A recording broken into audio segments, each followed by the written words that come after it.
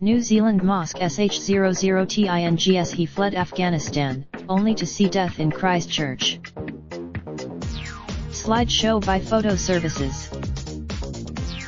When Ahmed Khan moved to New Zealand as a refugee from Afghanistan 12 years ago, he thought he had left violence and death behind.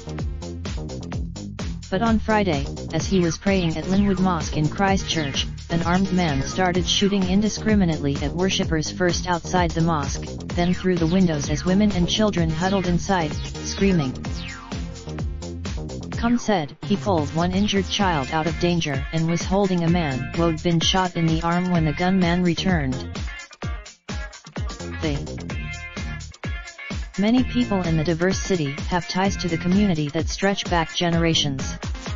Former refugees, a total of 49 people were. The massacre has, Australian citizen Brenton Tarrant, 28, has been. 2 other people remain in police custody. New Zealand Prime Khan wasn't the only member of his family touched by the shootings. A few blocks away, on Saturday, families waited patiently as officials worked to identify bodies. Yet while New Zealanders have rallied around their fellow citizens in the wake of the Christchurch tragedy, laying flowers and messages of support on the site of Hagley Park, close to the Al-Noor Mosque. A makeshift memorial grew in the center of the main street, below traffic lights that flashed orange to indicate roads leading to the mosque were closed. No one was allowed to approach the building, not even local homeowner Sue Harrison, whose car was still parked in the driveway of her property behind the Deans Avenue Mosque. She remembers listening to the soothing chant of afternoon prayers when it was broken by gunshots. Harrison called the faith. Harrison's 19-year-old son, Zin South, heard reports that a gunman was at the mosque. He remembered his mother. Then he saw the video broadcast live from a camera fixed to the gunman's helmet. It showed the gunman. When police arrived, they helped Harrison get out of the house and over the back fence.